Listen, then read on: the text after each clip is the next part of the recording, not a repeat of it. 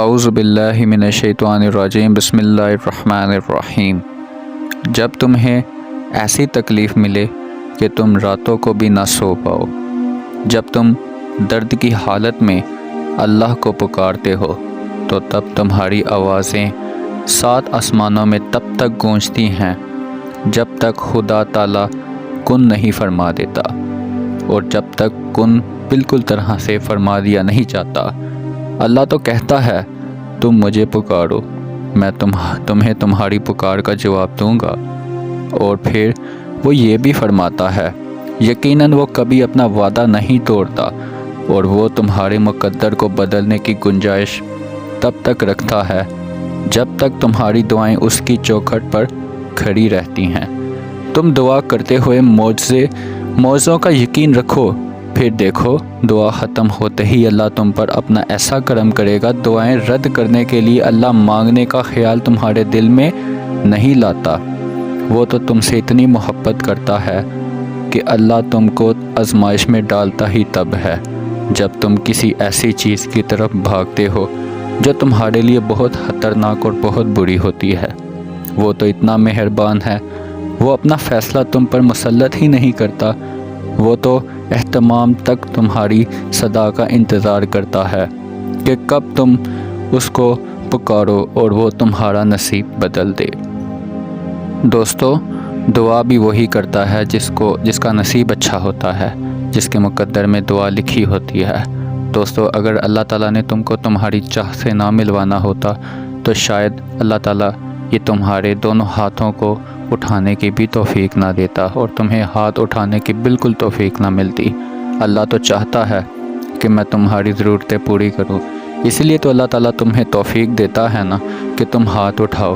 اگر اللہ تعالیٰ تمہیں توفیق نہ دے تو اس کا مطلب یہی ہے کہ تمہاری آزمائش بھی وہ پوری نہیں کرنا چاہتا۔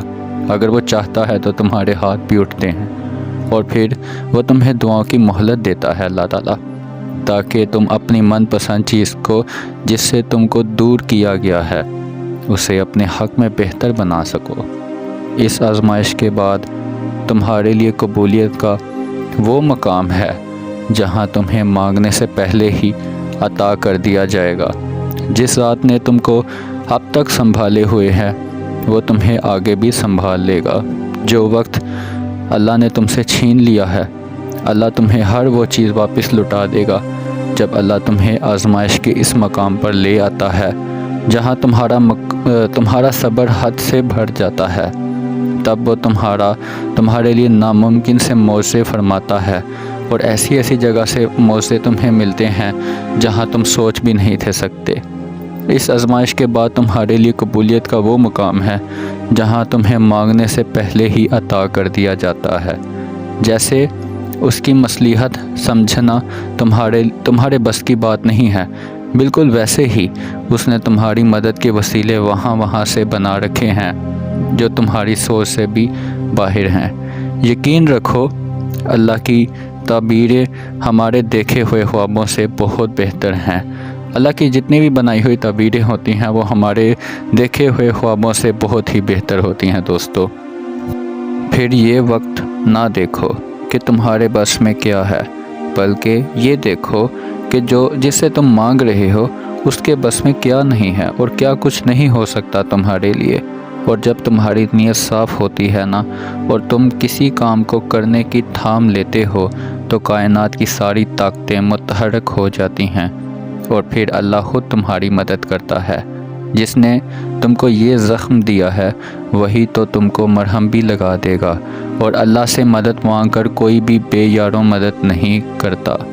وہ تمہاری ان جاگتی ہوئی آنکھوں میں ایسی دلکش نیند اتارے گا، اور پھر تمہاری کوئی بھی رات نیند سے خالی نہ ہوگی۔ وہ جانتا ہے تم تک تمہاری پسند کو پہنچانا کب بہتر ہے۔ جو تمہیں دیری لگ رہی ہے دراصل وہ تمہاری جلد بازی ہوتی ہے۔ اللہ تمہیں جلد ہی اس طرف سے آزاد کر دے گا جس کی تکلیف تمہیں کہیں بھی چین نہیں لینے دیتی۔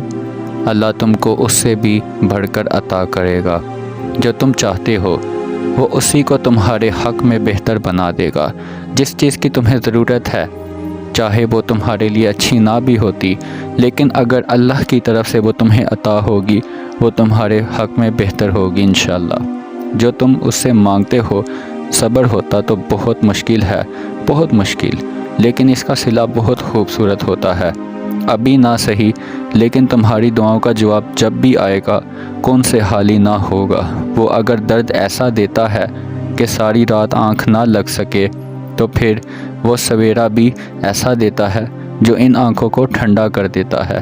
تم اس کے لیے نیند ترک کر کے آؤ تو کیسے ممکن ہے وہ تمہاری دعاؤں کو رد کر دے۔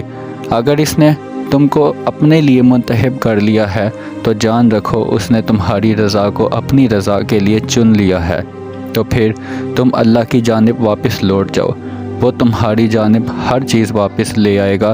جو اللہ کی محبت کا سجدہ قضا نہیں ہونے دیتا، پھر وہ بھی تمہاری محبت کو کبھی قضا نہیں ہونے دے گا۔ دوستو، جس رب نے ساری دنیا کو اس کی محبت سے نواز دیا ہے، وہ انشاءاللہ تمہیں بھی تمہاری محبت سے بہت جلد نواز دے گا۔ صرف کچھ دیر کی اور وہ تمہیں سننا پسند کرتا ہے۔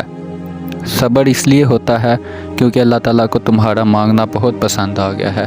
اللہ چاہتا ہے کہ تم ہر وقت اس سے مانگتے رہو، اور وہ تمہیں کچھ دیر اور سننا چاہتا ہے۔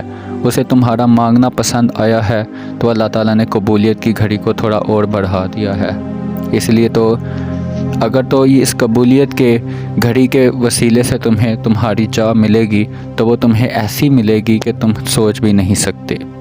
میں سوچتا ہوں جب ایک لڑکی یا لڑکا ایک دوسرے سے محبت کرتے ہیں تو وہ کافی حد پار کر دیتے ہیں۔ کس قدر ایک دوسرے پر مرتے ہیں، راتیں بھی اس محبت میں گزار جاتے ہیں اور دن بھی غارت میں ہو جاتے ہیں۔ آنسو میں بھی وہ انسان ہوتا ہے، سوچوں میں، خیالوں میں اور جذبوں میں بھی وہی انسان ہوتا ہے۔ بھلا اسی انسان کو اللہ کی محبت نصیب ہو جائے اور اسے اللہ کی محبت عبور ہو جائے تو ان کی محبت کی کیا انتہا ہوگی۔ ہم کہتے ہیں اللہ کی محبت بہت مشکل سے ملتی ہے، یہ محبت تو نصیب سے ہی ملتی ہے۔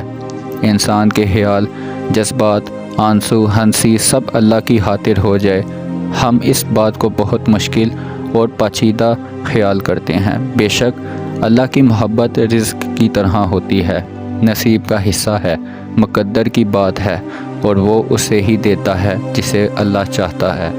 ہدایت کیا ہے؟ اللہ کی محبت ہی تو ہدایت ہوتی ہے۔ لیکن کیا ہم نے کبھی ایسی محبت چاہی جسے اللہ کی محبت چاہتے ہیں، جیسے اللہ تعالیٰ کو چاہنا چاہیے؟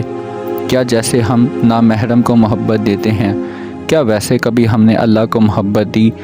کبھی کہیں آنکھوں سے آنکھیں ٹکرائی اور محبت ہو گئی، کبھی کہیں آن لائن محبت ہو گئی، کبھی کسی ہمدردی میں جذبات جڑ گئے، لیکن کیا کبھی ہم نے اللہ کی محبت کو چاہا یا اللہ کی محبت کی کوشش کی؟ کیا کبھی ہم نے قرآن محبت سے پڑھا، کبھی پڑھایا، کبھی محبت کا سجدہ کیا؟ ہمیں اس جسم کی مٹی کی محبت مار گئی، کبھی ہم نے روح کی آواز نہ سنی۔ جزاک اللہ۔